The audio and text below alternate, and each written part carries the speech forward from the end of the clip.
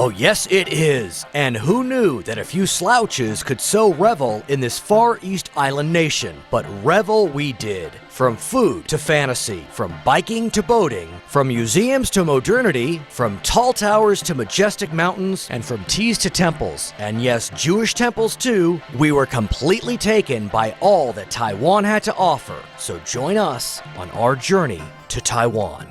We began our journey on a flawless EVA Airlines nonstop flight from Los Angeles to Taipei. And suffice it to say, Taipei, the capital of Taiwan, far surpassed our expectations. Take a look at Taipei 101, the second tallest building in the entire world, coming in at 1,667 feet. Now, the moment you enter this behemoth, you are summoned to the Taipei 101 Observatory. But Taipei 101 only offers one way to get to the observatory decks, up, up, and away, at 3,313 feet per second. We are traveling in the world's fastest elevator, moving 84 floors in 37 seconds flat. And at 1,253 feet, the views from the indoor observatory on top of Taipei 101 are nothing short of towering. We then moved up another 2 flights to the 91st floor and stepped onto the outdoor observatory of Taipei 101, a building which was designed to withstand the strongest earthquake of the last 2,500 years. You know, Brad, standing on the top of Taipei 101, this is probably the closest I'll ever get to Hashem. But wait a second. This is now the second tallest building in the world. You could go to Dubai, where the tallest building is today. Nah, I don't see myself going there anytime soon. Now, not far from Taipei 101, a shopping district that attracts 3 million visitors every single month. You surely have heard about the great shopping throughout Asia. Well, the Ximending district in Taipei does not disappoint. Built in the 1930s, the Ximending district includes a prime pedestrian area where we spent hours roaming through this bustling borough, shopping, people watching. Oh wait, we're people watching ourselves. And while the countless shops are open all day, we're glad that we visited Ximending in the evening to get that full neon-lit experience. Now, while it's always time for Taiwan, time is no object in Taiwan when you can travel on Taiwan's high-speed rail line. Opened in 2007, Taiwan's high-speed rail travels 214 miles north-south along Taiwan's populated west coast at 186 miles per hour. Stated simply, for a journey that would take other land-based travel about 4 hours, Taiwan's high-speed rail moves over 200 miles in about an hour and a half. And this high-speed rail line, with its spacious seating, is cheaper than air flight. Now, we traveled on Taiwan's high-speed rail line to the center of Taiwan to visit the Sun Moon Lake National Scenic Area, which has grown into one of the most popular tourist destinations in all of Asia. Sun Moon Lake, the name is because the shape. So now we are standing in front of Sun Lake. So you can see the shape is a round. Moon Lake is very like a smile. For decades, tourists have been flocking to this natural lake, still unmarred by expansive commercial development. Framed by green peaks, pagodas, and misty clouds, its emerald waters, its majestic mountains create vibrant views, beginning at the crack of dawn every morning on top of Golden Dragon Mountain.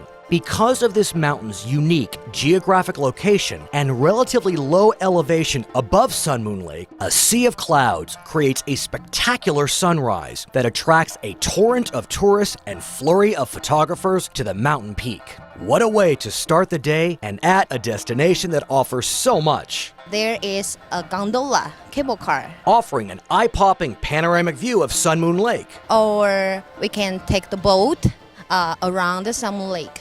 A relaxing voyage indeed. We can do bicycling around the Sun Moon Lake. Now that is an understatement. None other than CNN has ranked the bike trails around Sun Moon Lake in the top 5 breathtaking paths in the entire world. Every fall, Taiwan holds its annual Taiwan Cycling Festival on Sun Moon Lake. But what makes this festival unique, the organizers hold 2 separate events.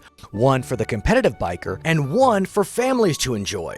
In fact, the king of the mountain, or KOM competition attracts cyclists from all over the world, and for good reason. KOM 是台湾自行车登山网的一个重量级的一个比赛哈。那么它是从这个海平面这个0公尺到海拔3275公尺，是一个4个钟头之内要攀高到3000公尺以上。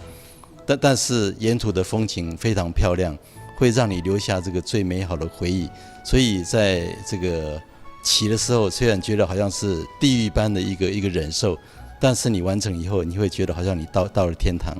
One such competitor, Daniel Carruthers from New Zealand, returning to Taiwan after participating in the Deaf Olympics. Well, let's let Daniel describe his race. It was fantastic. It was very hard, no kidding. It was beautiful scenery. The road was fantastic. I think the road was the best I've ridden, the best road climb in the world. Like twisting, turning through tunnels and amazing scenery. Beautiful. It was a cracker of a day. Now, Carruthers was quite pleased with his time, finishing in the top 15% of all the competitors. And the top finishers were equally as effusive about cycling around Sun Moon Lake. It was a great experience. I wish to come next year again. I hope next year I can bring more people from Thailand to join the challenge. I'm really happy to come back to Taiwan and celebrate the end of my career in Taiwan. But that's not the end of our biking adventures in Taiwan. Taiwan not only offers some of the world's top trails for the competitive set, the island offers biking for the leisure rider. And the morning after the KOM challenge, thousands participate in Come Bike Day, a relaxing ride around Sun Moon Lake that entire families can enjoy. Now remember Daniel Carruthers? Well, after riding 4.5 hours as part of the King of the Mountain Challenge, the very next morning, Daniel joined his wife Jennifer for her ride in Come Bike Day. So Jennifer, you're about to start your Come Bike Day. Your husband biked yesterday. It's your turn. How do you feel? I'm a little bit tired from not getting enough sleep, but I'm excited to be going around Sun Moon Lake again. It's really beautiful here, and I did it 3 years ago. But Daniel, yesterday you went from sea level to 3,250 meters up a mountain. Aren't your legs just shot? Yeah, they are. They're shot pretty much. And this morning I could barely get out of bed. And I didn't want to get out of bed. So will you be able to keep up with Jen? We'll see. She'll be pretty fast. I was having trouble keeping up with her this morning. And after the race, we met some North Americans. I'm from Vancouver. The ride is fabulous. Just wonderful, and there's just amazing, fantastic. I love it. C'est merveilleux. C'est propre, très bien organisé. Puis pour la bicyclette, il y a beaucoup de trails. Simply stated, Taiwan is a cyclist paradise, and not many people in the world know this. And so when they discover what a beautiful place it is to ride, then more people will come, and it'll be like a cycling destination for many cyclists around the world. now after enjoying the views lakeside, how about pondering the scenic beauty from on high? We'll be right back.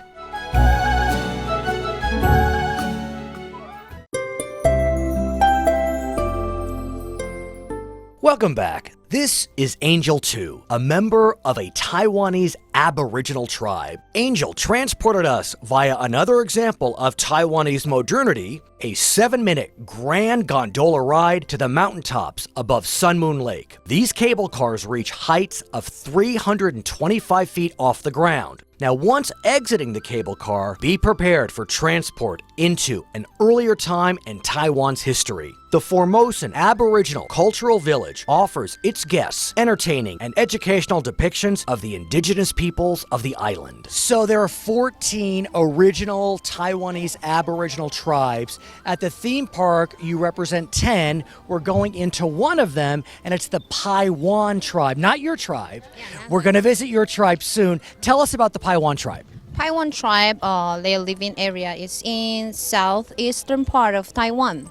Population may be about 90,000.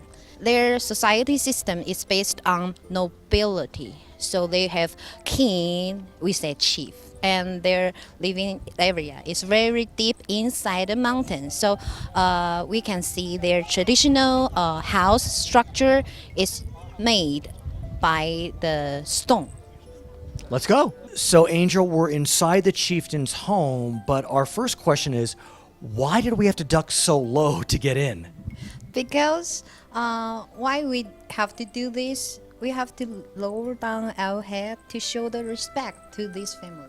And Angel, what is that? What does that smell? It has a very smoky odor to it. Yeah, the smell is from wood inside this house. Also, there is a way to we have to do every day, keep from all the worms, all the mosquitoes. So we have to burn the leaves or a stick inside this house. So, Angel, Aran, and I are about to participate in a Taiwan diving ritual.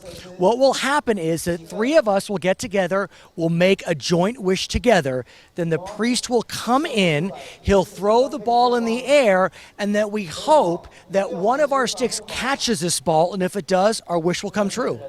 Hila! Ooh!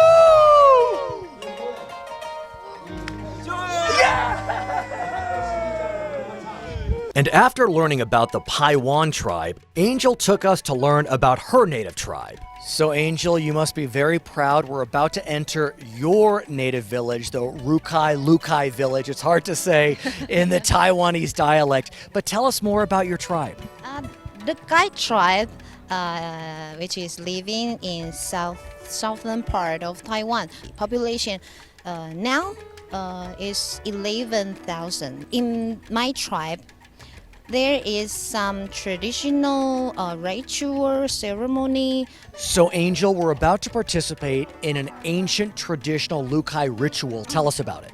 Okay, we are going to have some sweet potato. I love sweet potato. But before we having food in traditional time, we have to do the pray to the God and the ancestors. We have to share with them first, and after that we have to do the celebration. We have to dancing, singing, and after all this ritual, we can having food, which is like sweet potato.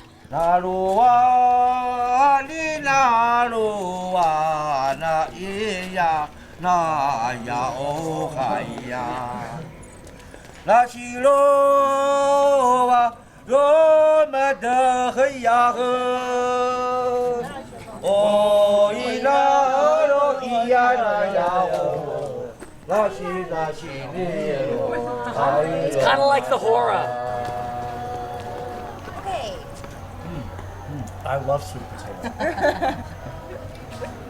Now, the cultural village is not limited to a look back at Taiwan's indigenous people. Nestled inside the village, Amusement Isle, an expansive theme park that, well, get this, Aran and I have been on lots of theme park thrill rides in our lifetimes. But let me tell you, this park had the most extreme roller coaster we have ever experienced. The most intense roller coaster anywhere in the world.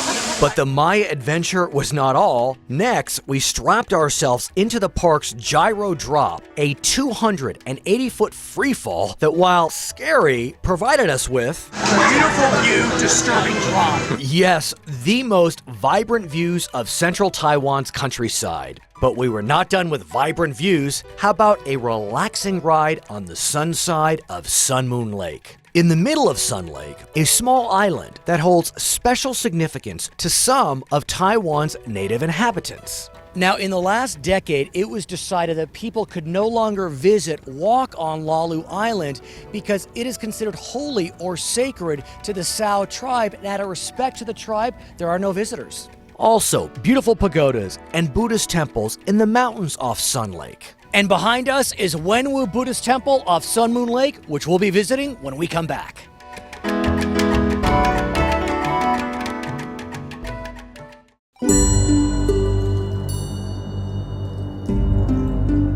Welcome back. Nestled on a majestic mountain above Sun Moon Lake, the Wenwu Buddhist Temple. Yo, Aran, get over here. You're not supposed to walk in on the left side of a Buddhist temple. That's like walking in to the tiger's mouth. We walk in on the right side. That's walking in through the Dragon's Gate.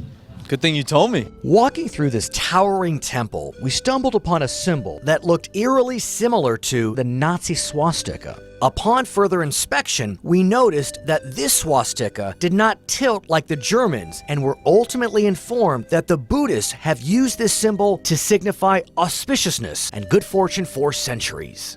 So in a traditional Buddhist temple, we light the incense, and then we walk over toward the main hall, and we bow 3 times. 1, 2, 3, and then we turn around and we put the incense in here. Okay, Aran, our visit to the Wenwu Temple is complete, and where do we exit? We exit from the left through the mouth of the tiger. Let's go. During our visit to Sun Moon Lake, we stayed at the wondrous Wenwan Resort, a 5-star hotel located on the highest point of the peninsula with 270-degree panoramic views of Sun Moon Lake. The rooms offer the utmost in opulence, and the facilities, well, I thought I had seen it all, but apparently not. I am here with Joyce from the Wenwan Resort on Sun Moon Lake. Joyce, what is behind this door? It is a 24-karat gold-plated toilet. And what is this gold-plated toilet worth? It costs 9,000 US dollars. Well, I brought my 50-cent newspaper with me from home, hoping I can have some quiet time in there. What do you think? Yes, enjoy. Okay. Okay, back to reality. To celebrate King of the Mountain and Kambike Day, an early evening flashy fireworks show on the edge of Sun Moon Lake. Now, 2,000 years ago, the Chinese invented paper. And while modern societies may rely on paper manufactured in large factories, in central Taiwan, the town of Puli has maintained the tradition of producing bona fide handmade paper. Now, the Puli region happens to be uniquely suited to make paper by hand, given its pristine water and native growth of certain species of bamboo and mulberry trees that combine to create the perfect blend of roots and tree bark. So now that we've learned how to make traditional handmade paper, Aran and I are actually going to do it. Let's give it a shot. So after Aran and I formed, designed, pressed, and dried paper, we were ready to mail our masterpieces home to the United States. But guess what? Handmade paper is not just for writing. We can make the paper by the clock, or the bag, the hat, the clothes, and the shoes. Even we can eat paper. Did she say eat? Yep, Aran and I got to sample some edible Chinese paper. Pricky ash. It's sweet. It does have kind of earthy flavor to it. It's great. A little spicy too. And ginger. I love ginger. I will always love ginger. Wow. This is so gingery. I love it. It's like matzah. It's like Chinese matzah. But we're not done with our time travel yet. For much of the 20th century, Taiwan produced, marketed, and exported serious sums of salt harvested from solar salt fields. But like paper, with the advent of modern technology, salt production from these fields became inefficient. And in 2002, more than 2 centuries of salt production in Taiwan came to an end. But given the deep history of salt drying in Taiwan, Taiwan's southwest coast National Scenic Area transformed its salt fields into a cultural destination. Now they are just for tourists, and tourists here can make salt themselves. So we can go mine for salt ourselves? Of course, let's go. Let's go. So Aran and I jumped back in time and marched right onto the salt fields, breaking up salt layers, pushing the salt onto the salt mounds. And then we carried the harvested salt in traditional bamboo baskets over our necks and shoulders. I don't know, Aran. I mean, those salt bamboo carriers kind of hurt my neck. How about yours? You know, we were carrying 25 kilos, but Mr. Chu told me that they usually do 60 kilos every time that they carry the salt. Outdone yet again. But our day was not over. While we may not have had a chance to bike on Kambike Day, Judy took us on an unbelievable bike ride through this national scenic area, along shoals and lagoons, along river estuaries and wetlands, past the salt fields and ending at Bayman Lagoon. And what a way to end the day. 北门西湖在整个台湾来讲是第2大西湖。那在我们傍晚时分的时候，你来到这里可以看到我们的最美的夕阳。那这一段时间刚好是在 Yes, you can. And this sunset is made all the more stunning by flocks of whiskered terns. 10 to 20,000 of these beautiful birds hunt for fish during the day, but return to the lagoon at dusk and put on an aerial show of spirals, dips, and dives few bird watchers have ever seen. But we're not done with vibrant views. We'll be right back.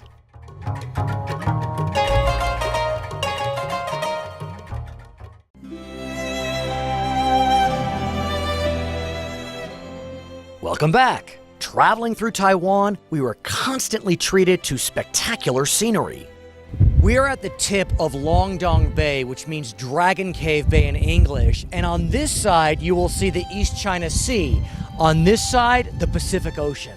And not far from this bay, we took another journey back in time on our visit to Jiaofen's Gold Mine Mountain and its Gold Museum. Taking a nostalgic look back, the museum transports you on a journey of the gold mining culture of days gone by. Now, Brad, you grew up in California around the gold rush. Not around the gold rush. But you studied the gold rush. Right, you studied the gold rush, so you've probably panned for gold before. I have panned for gold before, but I gotta tell you, I never expected to pan for gold in Taiwan. I had no idea there was gold in the hills of Taiwan. So, Aran, why don't you do it? You're a New Yorker. I want to hear what you think. It's my first time.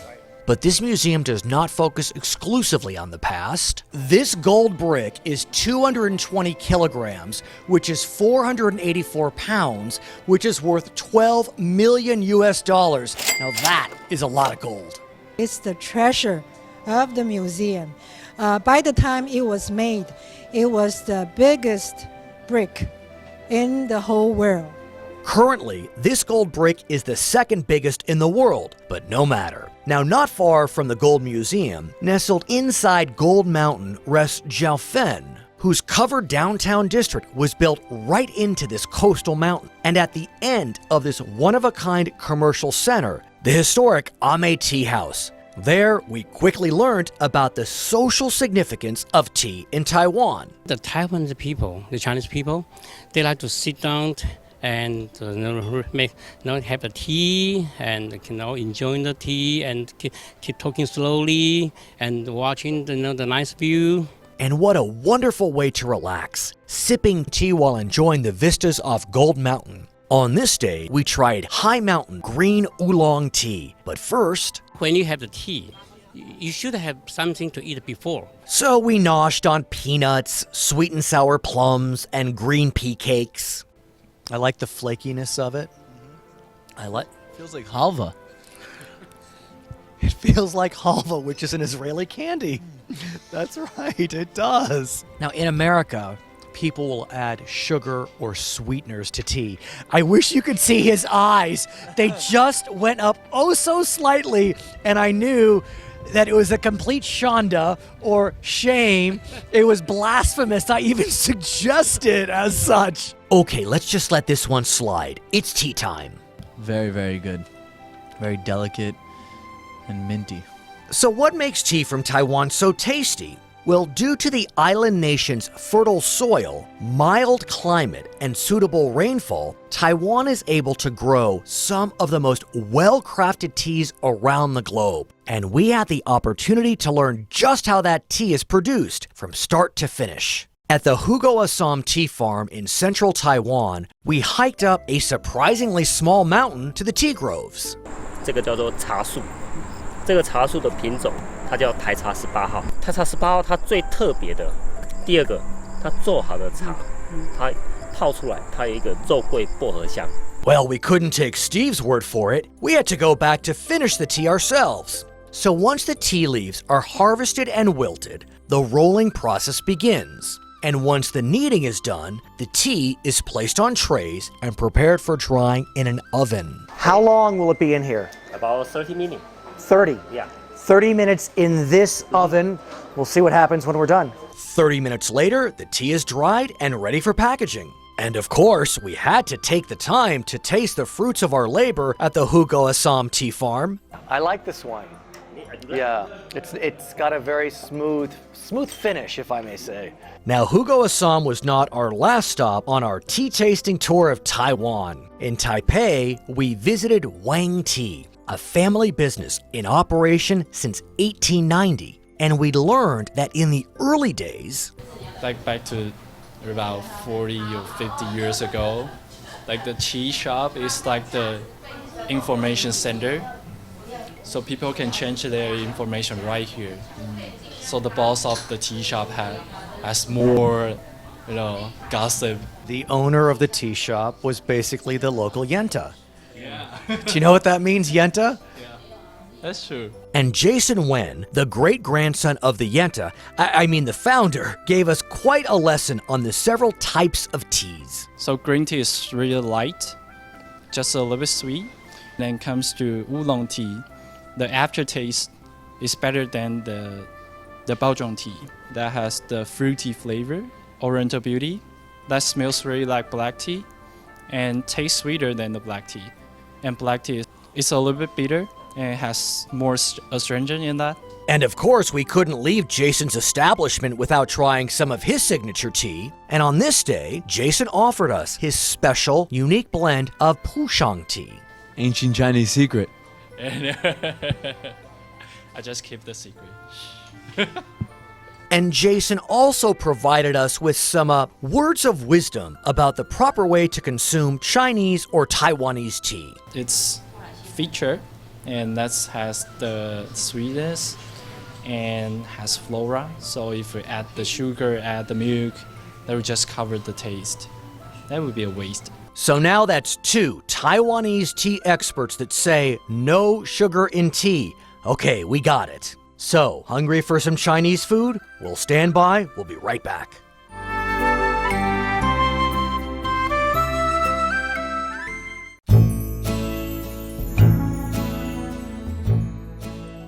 Now let's face it, if you are watching this program on this network, you love Chinese food. On how many Sundays do you have Chinese food for dinner? And I bet you had Chinese food on Christmas last year, admit it. But wait, before we dive into that Chinese food buffet that Taiwan has to offer, we take you to an Israeli restaurant in Taiwan. Yep, in the heart of Tainan, Taiwan's second largest city, we found the restaurant Ima. So I'm here with my new buddy Nissim, born in Haifa. I'm born in Tel Aviv. Tell me, Nissim, what is a guy from Haifa doing here in Tainan? That's a good question. You know, sometimes life taking you to places you cannot imagine.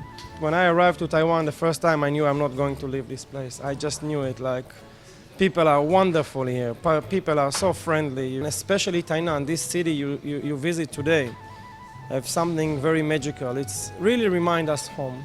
Tell me a little bit about Ima, the bakery. Ima, of course, you know, guys, it's mother in Hebrew. I don't need to tell you, but when I came to Taiwan, it was like five and a half years ago. I found out there is no bread in Taiwan. Like there are thousands of bakery, but not real bread. And I missed, you know, as you know, guys, I don't need to say more. Like, our mothers used to bake every Friday. I was missing my babka, I was missing my challah, I was missing the Jewish bread for Shabbat. I miss this food. So I decided to bring it to Taiwan. Now, Nassim descends from Greek, Spanish, and Moroccan Jews. So naturally, we had to ask, do you bring Sephardic flavors, or is it more of an Ashkenazi? It's 99% Sephardi. Sephardi. Only Rachel. We don't forget Ashkenaz because our soup is Ashkenaz. And Ima has struck a chord with some of the locals. So John, tell me, what do you think about the Ima Bakery? I think Ima Bakery is the best bakery in southern Taiwan. Here you get really crisp, nice flavors, very wide differentiation of styles. It's really good. So why is Ima Bakery so revered? The pita we make is handmade pita. He making pita like an Arab Israeli from Akko. And I say this with all the respect I can have. So once it was time to eat, did we eat? From falafel and hummus to homemade bagels, Ima has something for everyone. Now, after our big Israeli meal in the middle of Taiwan, we wisely spent some time with a Tai Chi master in this historic city of Tainan. Tai Chi is an ancient Chinese tradition that today is practiced as a graceful form of exercise. It involves a series of movements performed in a slow, focused manner and accompanied by deep breathing. Now, the Tai Chi masters somehow convinced Iran and me to give Tai Chi a shot. Well, let's just say Tai Chi is not as easy as it looks. Did you hear that? The master said I was a natural. Did he say anything about me?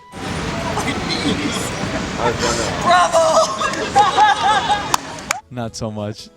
Well, that wore us out. Time for another meal, a Chinese one. And guess what? Taiwan has really, really good Chinese food. I mean, out of this world tasty, which means it's eating time. Now, for the adventurous types, Taiwan has plenty of delicious delicacies to try, especially at the open-air markets. I'm standing on Old Street in Shoufen City. It's now called New Taipei City, and this literally was the downtown area for the gold miners who found gold in the Taiwanese mountains in the 1890s and mined them throughout the 20th century and beyond.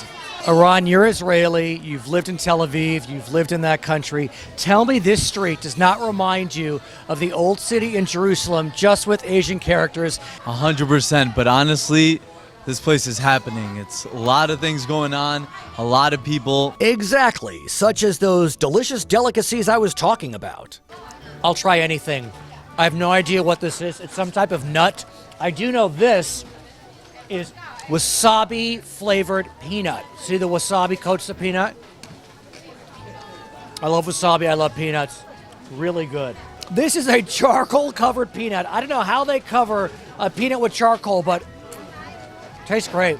Iran, look what I found, chicken feet. Are you ready to taste that, mister? I'll try anything. Not a chance. But we did get even more daring. At the bustling Keelong night market outside of Taipei, famous for its wide selection of food, snacks, delicacies, and desserts. We start with delicacies. So Iran and I have been walking around the Keelong night market all night, and there have been some wafting odors like I have never smelled in my entire life. If you like brie cheese, you will love stinky tofu. Iran, before we taste it, please describe the odor for us. The only thing I can say is that the stench is real. It is no joke. Let's give it a shot. Now, I'm told, as Iran chews on it, that the smell is from the fermentation process. But friends, start going. But friends, this smell, I wish you could be here. It is so severe. Is that a fair word? Very fair. You're I'm stalling. I'm waiting for you. No, you're stalling. You need to start, and I can keep talking.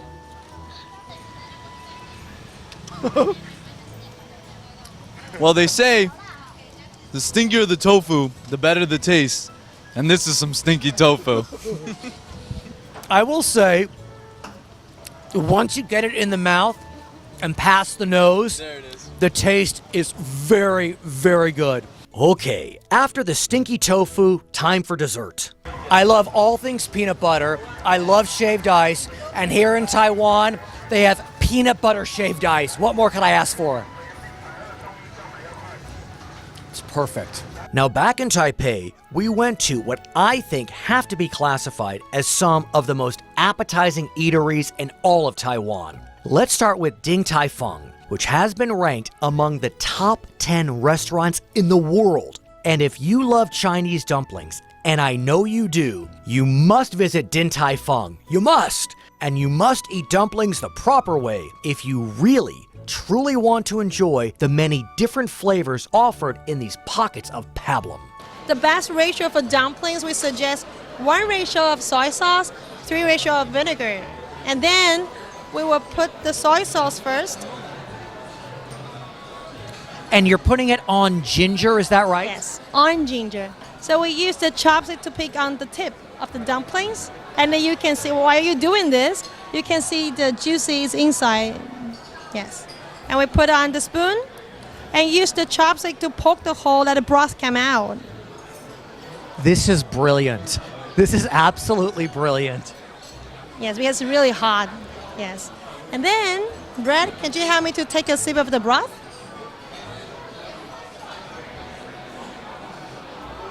It is so flavorful. It is so tasty. I want to eat this. But we're not done yet. Yes, not done yet. We put some ginger on the dumplings. You love the ginger, right? Then you can put everything in your mouth. I'm living for this moment.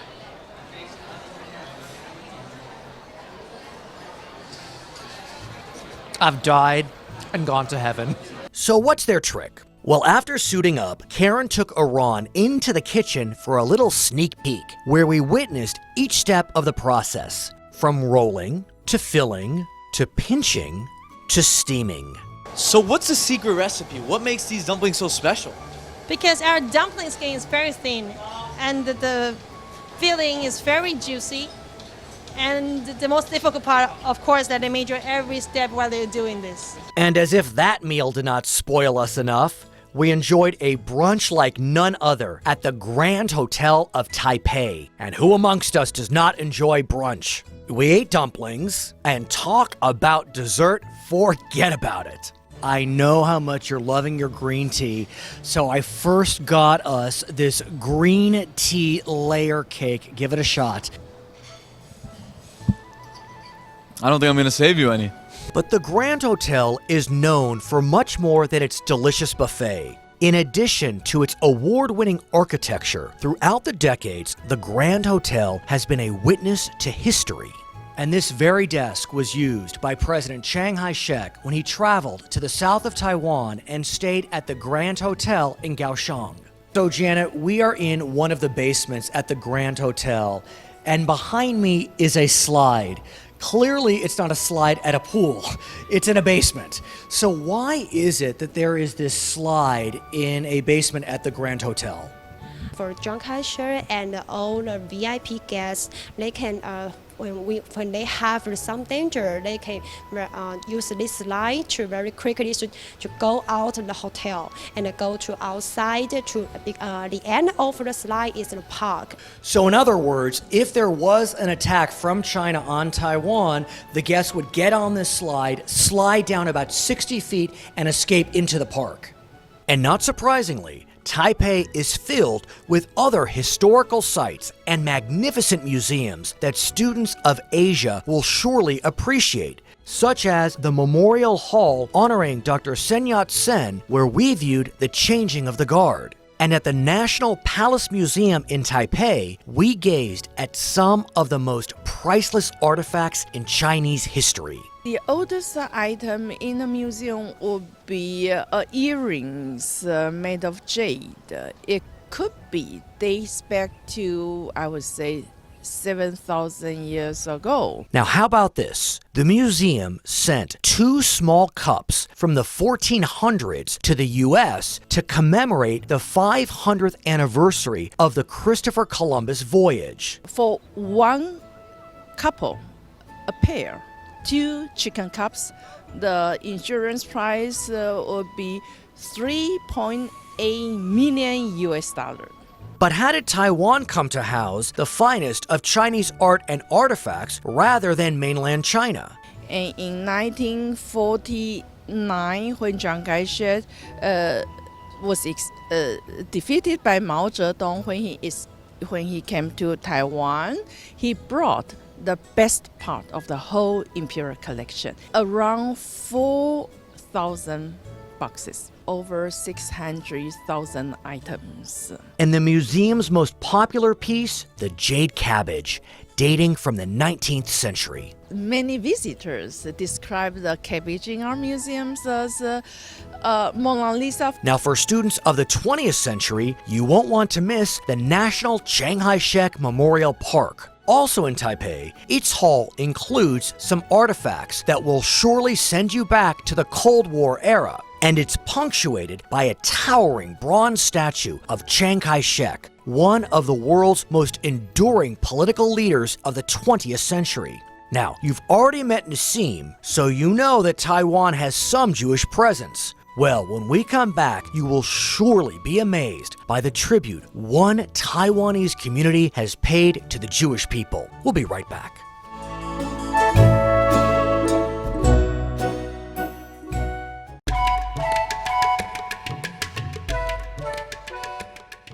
Welcome back. Now, during our visit, we continued to marvel in Taiwan's tributes to its elders as we reveled in the towering temples of Tainan. But it's hard to deny that we were entirely overcome with emotion when we went to the Taiwan Holocaust Museum in the heart of Tainan. Called the smallest Holocaust museum in the world, this institution is operated with such heart, our visit to Taiwan would not have been complete without it. Pastor Alex Cho of the Chelu Kwan Christian Church in Tainan founded the Taiwan Holocaust Museum. I want to express this kind of the concept to the Christian. We need to change. We need to treat the Jewish in fair. They are not as we've been told or we've been taught. They are friendly. They are wisely. They are honest. And he clearly thought out the mission behind the museum, whose target audience is the Taiwanese people, but remains accessible to all visitors. We let the visitor understand is we kill the Jewish because all the ideology is come out from our ancestors. It's not happen overnight. We don't want the visitor to come up here only sad or crying. You know, we want to come here, let them learn about the Holocaust. And after that, we want to educate them. We need to do something to avoid this event to happen again. But do the Taiwanese visitors who come here, do they even know about the Holocaust? Have they heard about the Holocaust? Actually, I would say 60% of the visitors, they doesn't know about the Holocaust. Which makes the world's smallest Holocaust museum all the more valuable and touching. Now, the pastor meticulously designed the museum so that as visitors walk through each room, they engage in an emotional yet enlightening journey. From the rise of Adolf Hitler and his Nazi Party, to the proliferation of institutionalized anti-Semitism in Germany, to the creation of the concentration camps, and ultimately through the implementation of the final solution. Now, as our time at the museum came to a close, the pastor and his congregants expressed their genuine gratitude for our visit. In fact, the pastor's wife was literally brought to tears when we thanked the church and its members for their hospitality. Incredibly moving. So after visiting the Taiwan Holocaust Museum, you might yearn for some spiritual support. And sure enough, Taiwan boasts two celebrated rabbis, each special in his own way. Based at the Sheraton Hotel in Taipei, the community has been blessed by Rabbi Ephraim Einhorn, who has held Friday night services in Taiwan since 1975. We're very grateful that Dr. Einhorn has been here for most of the time that I've resided here. So with his help, we've been able to provide the essence of a Jewish life for people like me who are resident here, as well as the many visitors who come through doing business, young people who come to study Chinese language, maybe here for 6 months or a year. And how about this? Dawn's nephew, Dan Shapiro, has served as none other than the United States ambassador to the State of Israel. Not bad. And how about this? For lovers of Judaica, we have here in this room one of the finest collections of Jewish treasures in the world.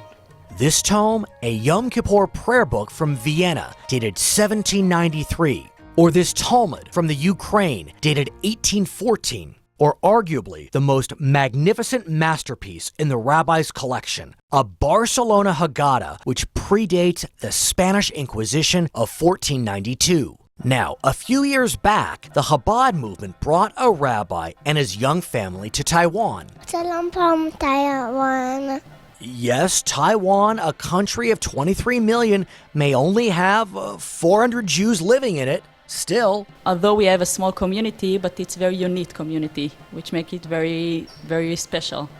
We don't have so many people, but the people that are here we are together and we are making festivals and holidays and events together, and it's beautiful. Our mission is basically to be here as a place for all the Jewish people, be that travelers or residents or students, everybody should have a warm place to come and to experience Jewish tradition and culture and services. And when the Tabib family relocated to Taiwan, they could not imagine the Taipei Jewish Center without a Torah. So it was an amazing celebration because the people walked at the streets with the Torah, and we had this beautiful chuppah on top of it, and we brought in, my brother-in-law from Israel brought in those drums, the special drums, like a march, like an army march.